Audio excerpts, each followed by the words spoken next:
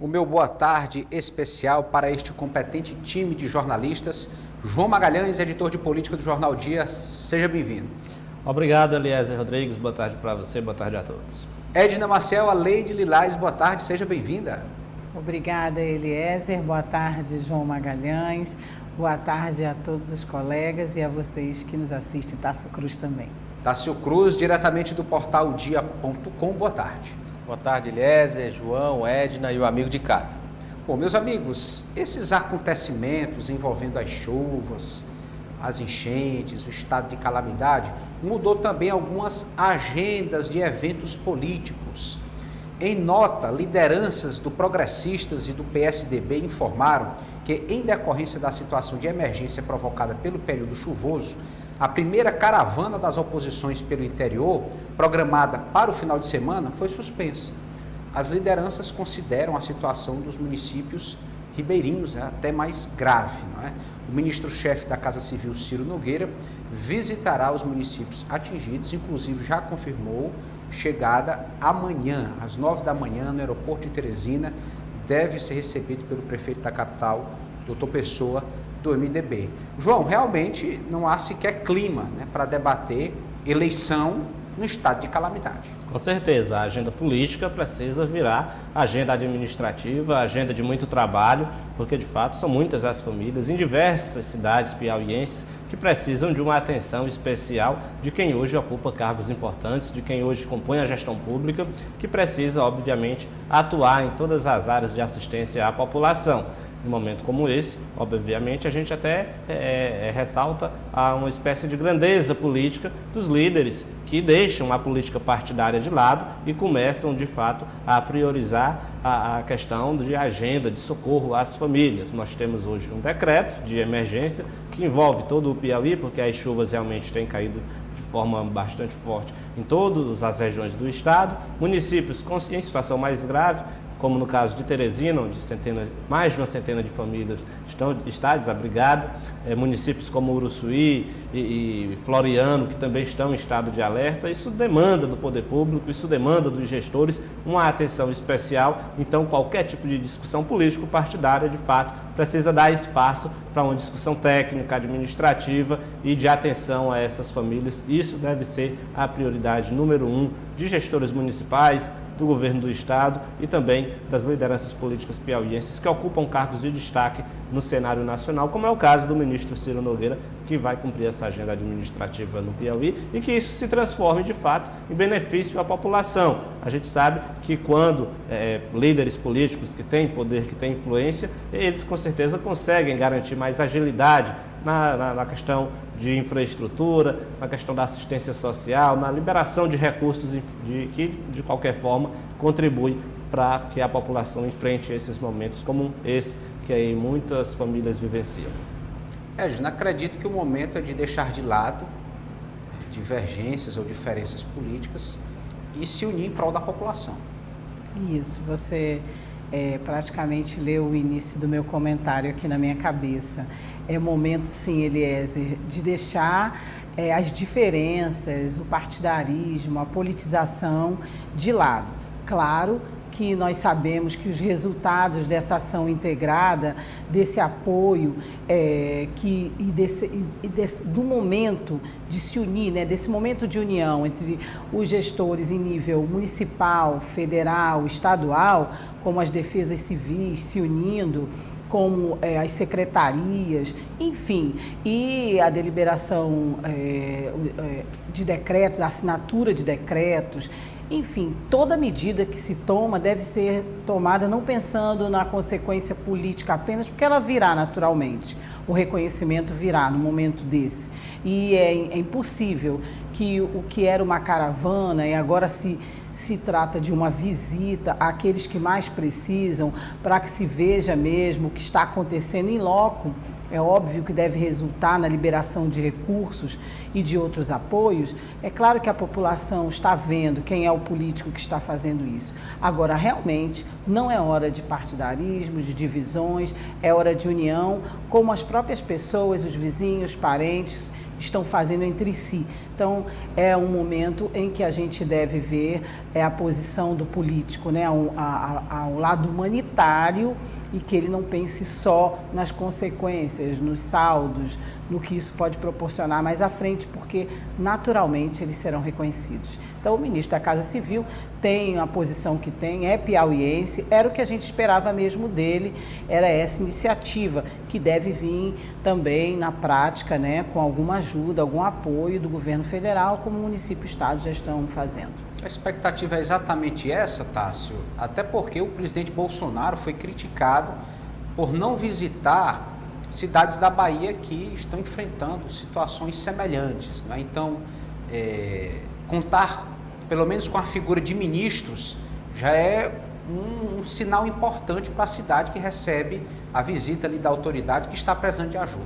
Primordial, né, Eliezer? A programação, como você bem disse, o ministro chega às 9h, né, deve anunciar algumas melhorias, alguns investimentos na área federal para esse fundo emergencial para a população. Em seguida, ele deve visitar alguns bairros ali da região norte que mais sofre e posteriormente vai a Uruçuí, vai a Floriano e depois deve voltar a Brasília. É importante destacar, né, Eliezer, nós chegamos a uma marca de quase 300 famílias em todo o estado desabrigadas, né? Então, são 300 pais, 300 mães, 300 casas que estão vulneráveis. Então, é fundamental, nesse momento, essa assistência. A Câmara Federal aprovou uma verba emergencial de 700 milhões de reais para todo o Brasil. Até o momento, cerca de 13 milhões já foram empregados na Bahia, onde nós já ultrapassamos 26 óbitos por conta das chuvas, e aqui no Piauí não deve ser diferente. Devemos ter alimentos e outras ajudas em outras áreas para a população de todo o estado. É fundamental. Agora há pouco terminou uma reunião no escritório da residência do governador Wellington Dias com todo o secretariado. Então, o governo do estado também alinhando ações para contornar a pandemia, assim como o município e também como a esfera federal. A tragédia, um momento difícil, ele acaba aproximando, inconscientemente, lados opostos da política, e isso é importante nesse momento de dificuldade, né? Essas famílias que estão sem casa, elas precisam para ontem da ajuda. Verdade, muito bem. Nós temos um assunto aqui relacionado, meus amigos, a questão partidária que tem enfrentado o PV, Partido Verde, né, com esta federação que tende a ser formalizada com o Partido dos Trabalhadores. A vereadora Poliana Rocha, nós temos aí uma fotografia dela que pode ser projetada, defendeu que é preciso diálogo para se chegar a um ponto de consenso. A vereadora Poliana Rocha, do PV, tem um perfil mais reservado na Câmara Municipal de Teresina, mas sabe desse momento de definição que o partido está passando. Caso a federação ocorra, ela é afetada consequentemente, né? Isso vai chegar a valer ainda no período das próximas eleições municipais, essa federação.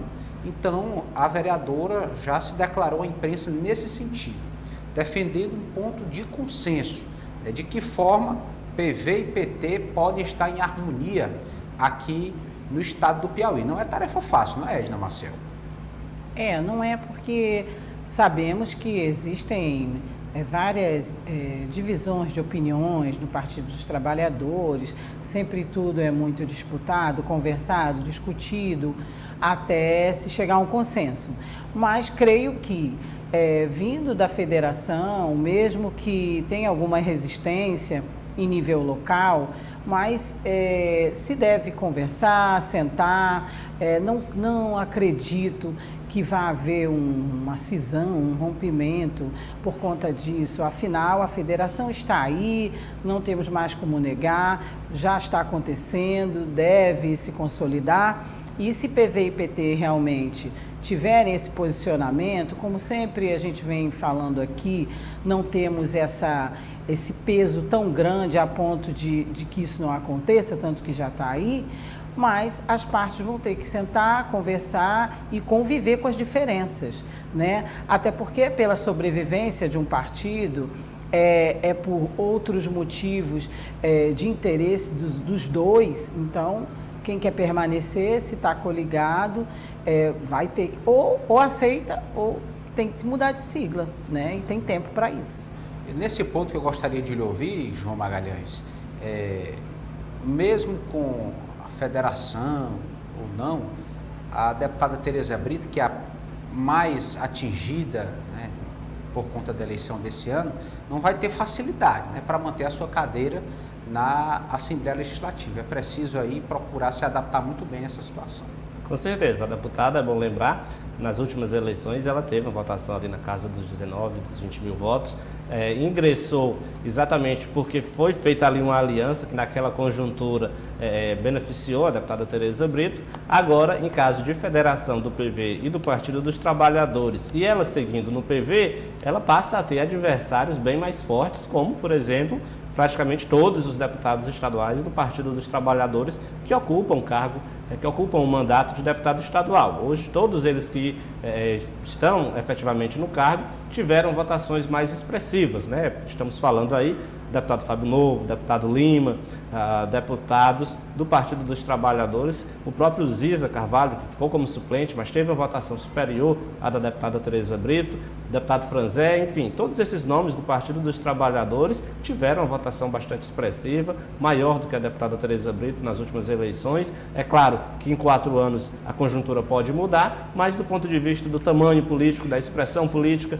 e do apoio, né, do capital político desses líderes no interior, com certeza não será tarefa fácil para a deputada Tereza Brito, mesmo ela permanecendo no PV e com essa federação entre o Partido Verde e o Partido dos Trabalhadores. Então é algo que precisa ser analisado com bastante cautela. E eu acho que é até por isso que a deputada sempre tem tocado esse assunto com determinada reserva, porque há tempo para muita negociação. A federação já foi aprovada pelo lado do PV, mas o Partido dos Trabalhadores tem aquela marca de discutir todos os assuntos em abundância. Enfim, o PT vive de discutir, vive de reunião interna e as decisões realmente só saem de forma bastante democrática e praticamente no limite final ali que a lei obriga. Então é algo que realmente vai acontecer nesses próximos meses. Em caso de federação ou não entre PV e PT, a deputada Tereza Brito com certeza terá um desafio muito grande para manter a sua cadeira. É claro que a gente reconhece a sua atuação, mas aqui a gente está falando realmente de expressão de apoio político, né? E que nem sempre anda lado a lado com a atuação. A deputada é bastante atuante e ainda tem essa questão, né, de que toda a sua atuação é pela oposição ao governador Wellington Dias. E agora, em caso de federação, ela vai ter que, de certa forma, se integrar ao Partido dos Trabalhadores, porque vão caminhar juntos aí numa espécie de coligação. Apenas mudou o nome, é federação. Tem outras mudanças pontuais, mas fica valendo praticamente a mesma regra. Então, é uma tarefa, é um desafio novo para a deputada Tereza Brito. Com certeza vai precisar pensar, discutir com as suas bases e tomar uma decisão que eu acredito que precisa ser até a metade do mês de março, porque o final do mês de março é o prazo limite ali para as pessoas mudarem de partido e concorrer às vagas em outubro desse ano.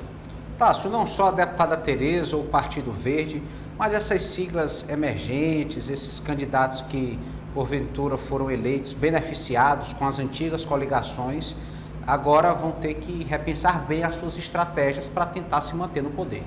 É curioso, Eliezer, o João falava e eu me recordava de um cálculo que fazíamos na redação. A deputada Tereza Brito, nesse contexto atual, ela seria, se eu não me engano, entre a 5ª ou a 6ª suplência da base governista com a votação que ela tem. Ela ficaria atrás de vários petistas, atrás da deputada Elisângela, que é do PCdoB, que estaria nessa composição, ou seja, ela teria que ampliar bastante a sua votação. E vários partidos, como você disse, trabalham, tentam costurar essas alianças através da federação. A dificuldade para os partidos pequenos, Eliezer, é que um partido pequeno, federado com outro, muito pouco se produz a fundo de atingir a cláusula de barreira. Então não faria muito sentido um partido pequeno aliado com outro. Eles sempre vão buscar partidos grandes para tentar sobreviver, como PCdoB e PV, buscando o PT. Um outro ponto interessante que a gente analisava, eu conversava com 3, 4 vereadores hoje pela manhã, e todos eles foram unânimes, Eliezer, em falar sobre a questão da federação. Eles já estão de olho em 2024. Eles já estão de olho na eleição deles. E a federação, ela muda o contexto completo para vereadores. Só que coloca um elemento interessante. Historicamente, os vereadores sempre foram as cobaias. As mudanças eram feitas com eles e os deputados pegavam essas mudanças desse sistema aperfeiçoado. Agora não. Agora os cobaias serão os deputados com essa federação e eles, vereadores, já vão entrar em 24 sabendo o que precisam para se eleger. Então, todos falaram sobre essa mudança e acompanham essa situação e dependendo das federações, com as janelas em 24, vão mudar de partido os vereadores também. Mudou aí as peças de testagem no laboratório da política. Muito bem. O importante é que a democracia, de uma forma geral, amadureça, que a legislação seja o mais justo. A gente sabe que esse termo justiça é até um pouco relativo, mas corrigir, né, discrepâncias de candidatos com muitos votos e perdem a eleição e candidatos com votações mínimas conquistando cadeiras, mesmo respeitando a grandeza do partido, mas tentar dar uma equilibrada melhor aí nessa realidade. E reduzir o número de partidos, né? O Congresso Nacional já decidiu, a reforma do Código já contempla esse objetivo, reduzir o número de partidos no Brasil. O prefeito Dr. Pessoa fez uma visita de cortesia ao prefeito de Parnaíba, Mão Santa, internado na capital para tratamento de uma pneumonia.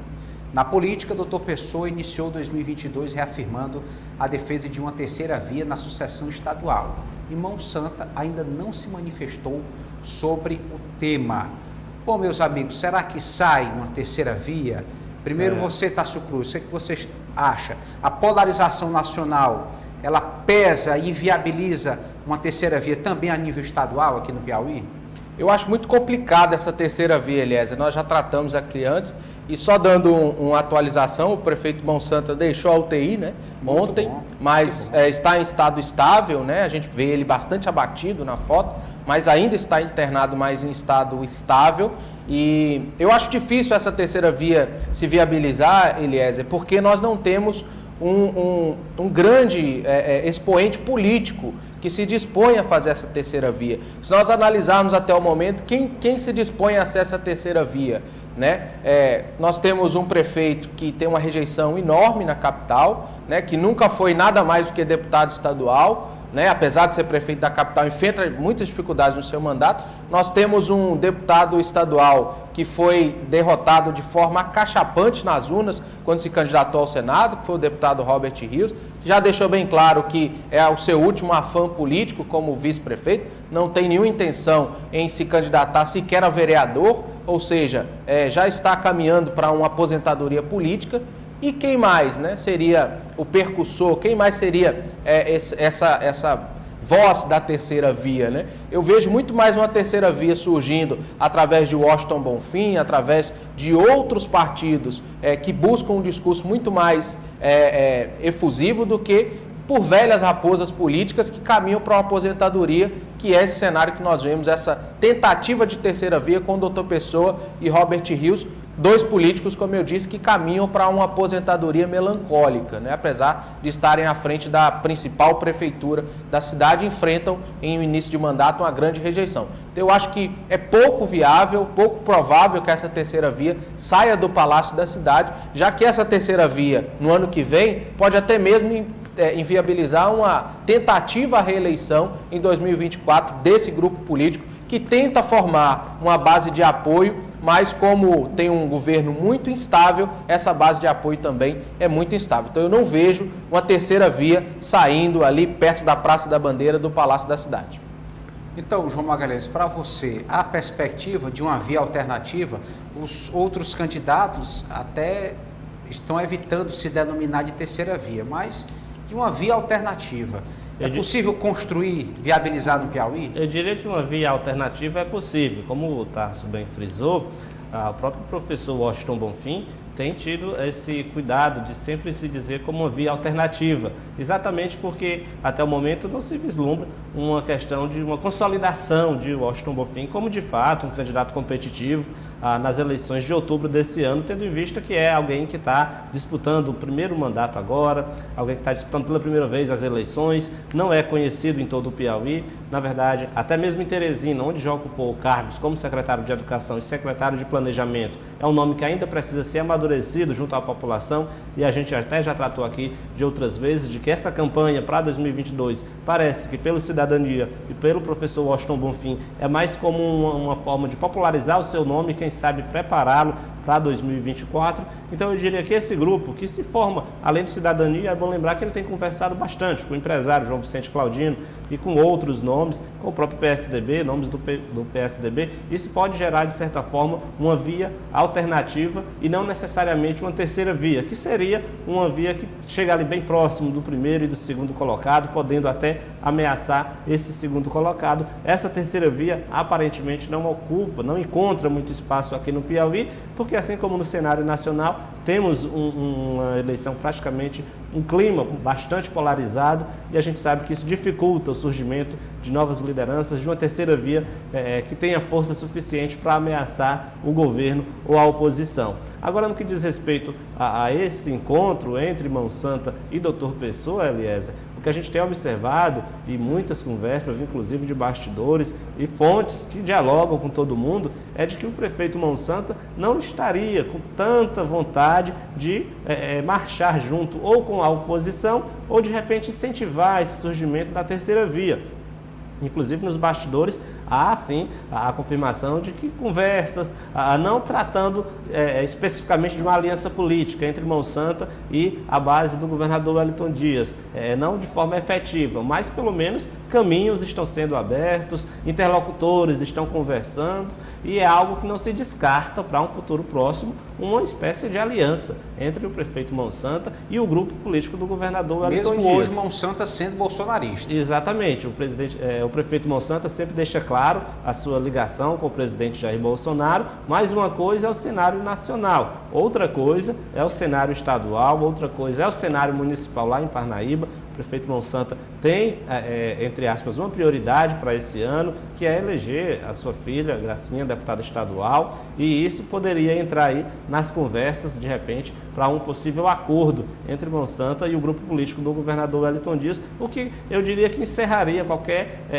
proposta de terceira via no Piauí, porque aí você teria a base do governo, como uma pré-candidatura de Rafael Fonteles, a oposição com o grupo do ministro Ciro Nogueira, com Silvio Mendes, Iracema Portela, e você não teria aí outros líderes com expressão suficiente para formar uma terceira via forte, porque o prefeito Mão Santa, que é uma dessas lideranças que com certeza poderia incentivar o surgimento de uma terceira via, demonstra que não tem aí hoje muito interesse, não tem demonstrado muito entusiasmo em apresentar uma candidatura competitiva ou em apoiar uma candidatura competitiva alternativa ao governo do estado. São coisas que o tempo vai passando e a gente vai acompanhando e, claro, levando ao telespectador, mas acredito que até o final de março muita água vai rolar por baixo dessa ponte e, claro, que a gente vai estar acompanhando também.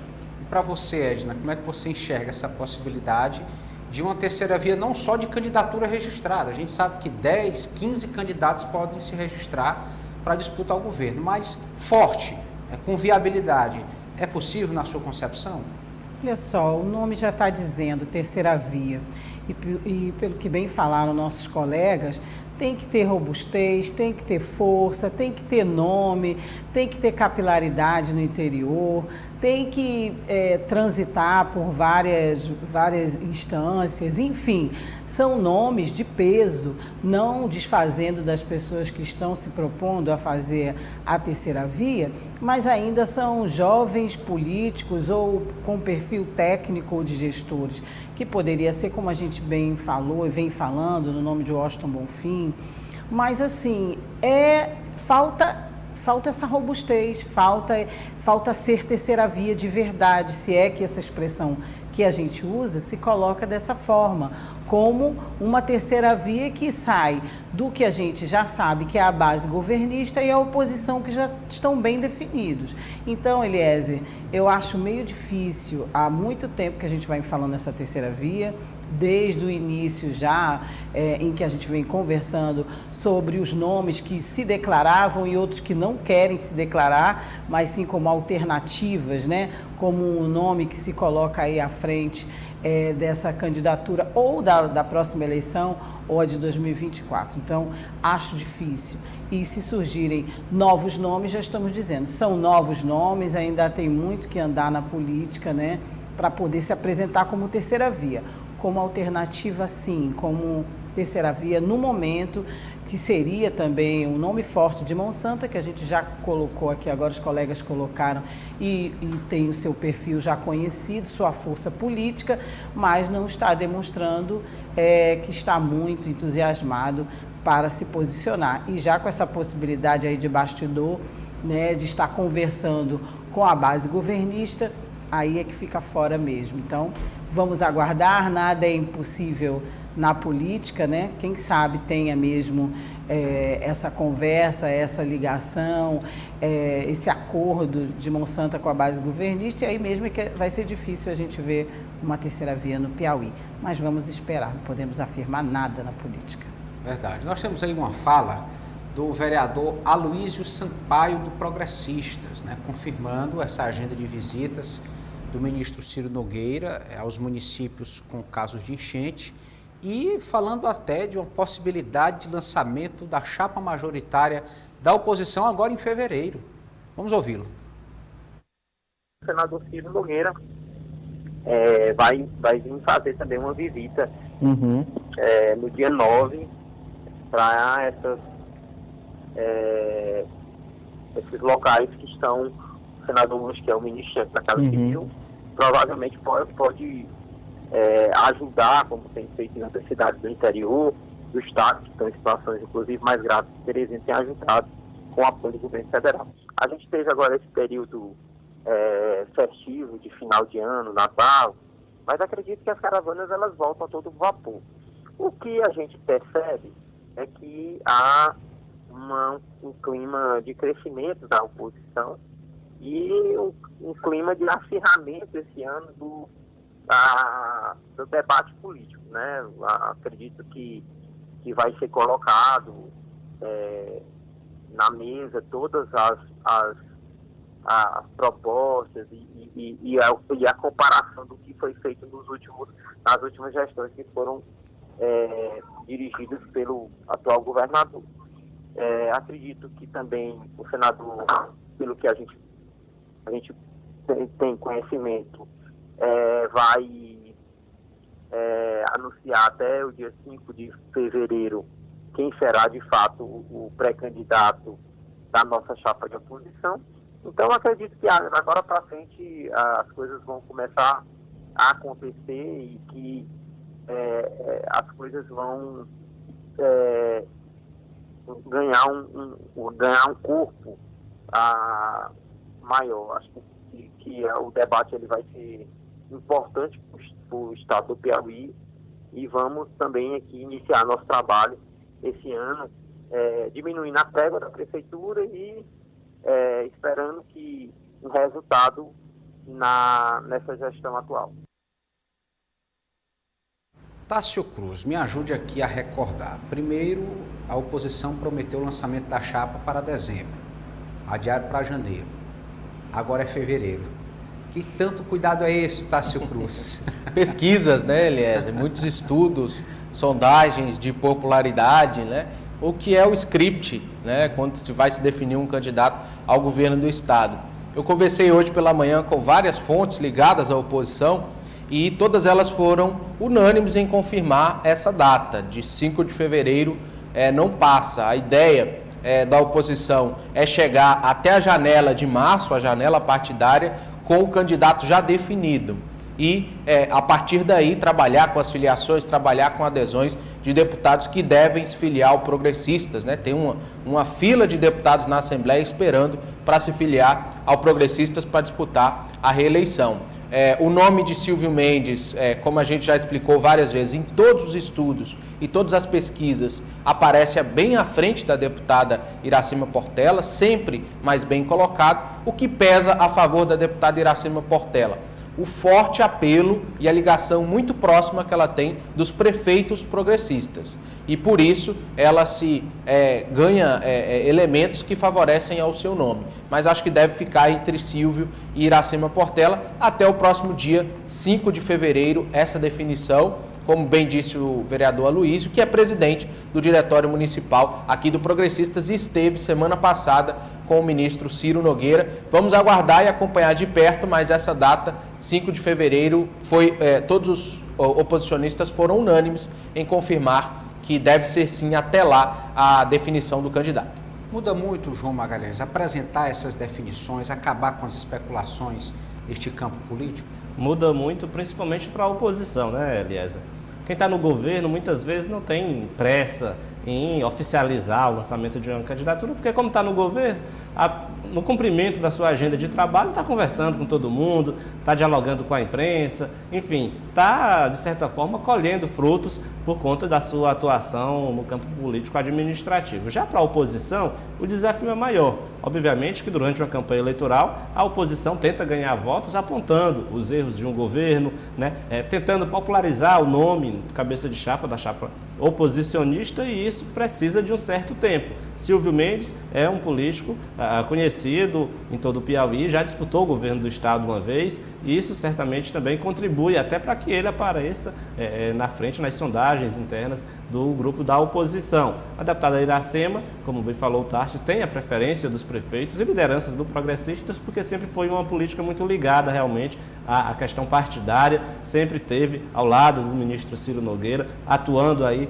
atendendo às demandas, reivindicações de municípios. Então, é uma questão que a oposição vai ter que resolver, mas precisa realmente ter pressa, precisa ter agilidade, escolher esse nome no início de fevereiro, para que haja tempo hábil para percorrer todo o Piauí, para apresentar uma proposta, um programa de governo que chegue nos 224 municípios, para pensar até mesmo a questão de estrutura de oposição, né? Qual discurso vai ser priorizado, vai ser apresentado à população. Então a oposição sempre precisa de mais tempo do que o governo para tentar se articular, para tentar se organizar e para tentar, de certa forma, jogar pedras, né, no vidro, na vidraça de quem está lá no governo, porque isso também é do jogo político. Então eu acredito que a definição, ela ajuda muito a acabar com especulações, ela ajuda também a, de certa forma, demonstrar que o time está unido, porque aí se tiver alguma desavença vai ocorrer logo muito antes das eleições. Se deixar lá para cima, pode ter uma desavença que não consiga mais aparar todas as arestas. Então a oposição, ela tem realmente esse interesse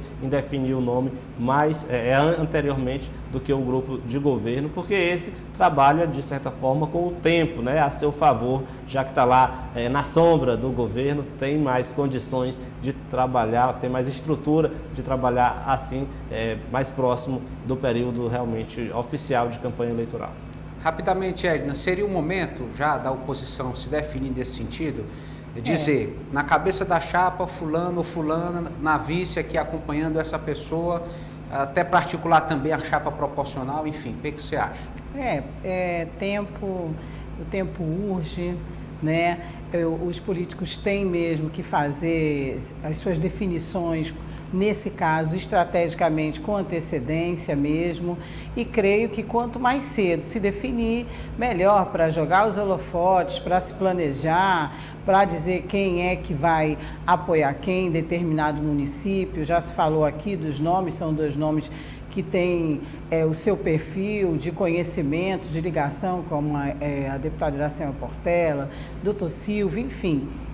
Tem que ter tempo mesmo, um até mais do que o outro. O doutor Silvio tem que caminhar ainda mais, tem que andar mais pelo interior. Nós tivemos aí esse intervalo agora por conta das chuvas, mas estavam fazendo aí a organização das caravanas justamente para ter mais o nome firmado no interior e conhecer mais, enfim. Iracema tem já, como vocês bem disseram aí, está sempre em par com o ministro da Casa Civil, enfim. Quanto mais cedo, neste caso deles, né, da oposição, se definirem e dizerem quem é que vai ser vice, quem é que vai estar na cabeça, melhor. Tanto para o eleitor, como para eles mesmos, e como o Magalhães acabou de falar, e João Magalhães acabou de falar, até para o lado das críticas, né? Até para poder ter as desavenças e a arrumação de todo o jogo de xadrez novamente, né? Tem que ter tempo mesmo. Então, quanto mais cedo, melhor. Edna, muito obrigado pela sua participação. Uma boa tarde para você. Até amanhã.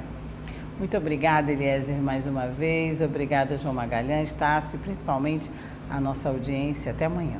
João Magalhães, editor de política do Jornal Dia. Boa tarde, até amanhã. Boa tarde, valeu, Eliezer. Boa tarde também ao Tássio Cruz, do portaldia.com. Grande abraço, Eliezer, João, Edna e o amigo de casa. Até amanhã. Esse foi o nosso quadro Política do Dia.